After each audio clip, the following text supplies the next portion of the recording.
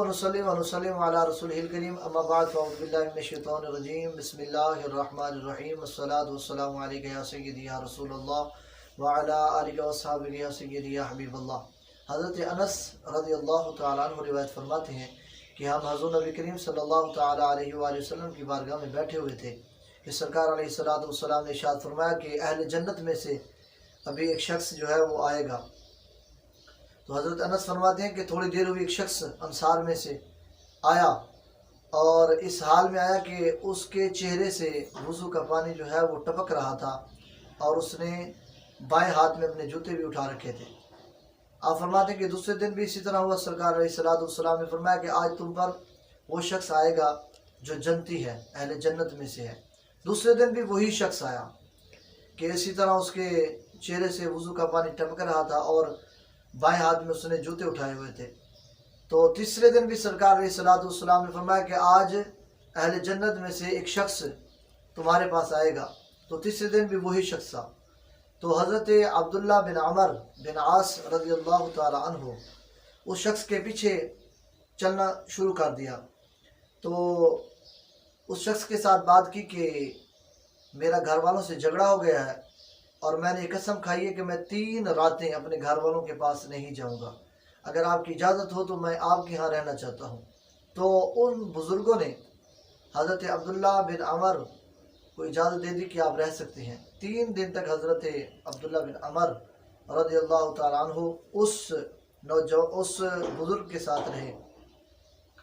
3 रातें गुजरने के बाद जब आप वहाँ से जाने लगे तो आपने पूछा कि आपने कहा कि मैं इस वजह से यहाँ पे आपके साथ रुका था। उसकी वजह ये थी कि 3 दिन सरकार अलैहिस्सलाम ने फरमाया कि अहले जन्नत में से एक शख्स आएगा। तो 3 दिन आप ही मुसलसल आते रहे।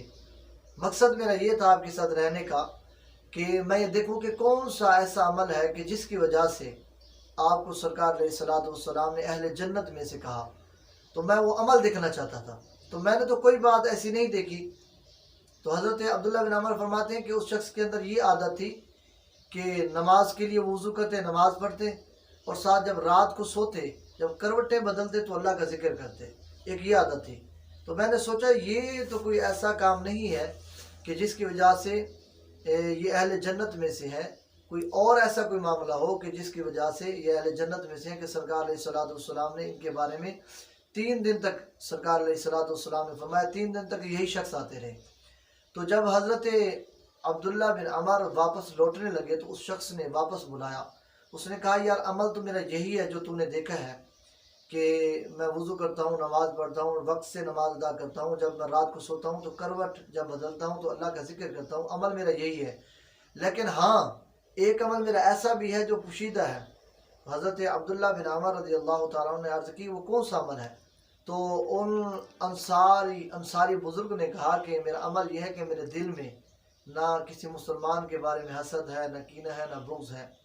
तो हज़रत अब्दुल्ला बिन अमर कहने लगे कि ये वो अमल है कि जिसकी वजह से आप अहले जन्नत में से है।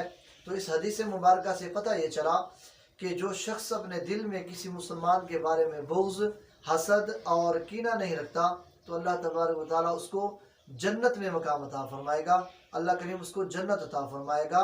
तो हमें भी अपने मुसलमान भाइयों के बारे में दिल में कीना और बुग़्ज़ नहीं रखना चाहिए।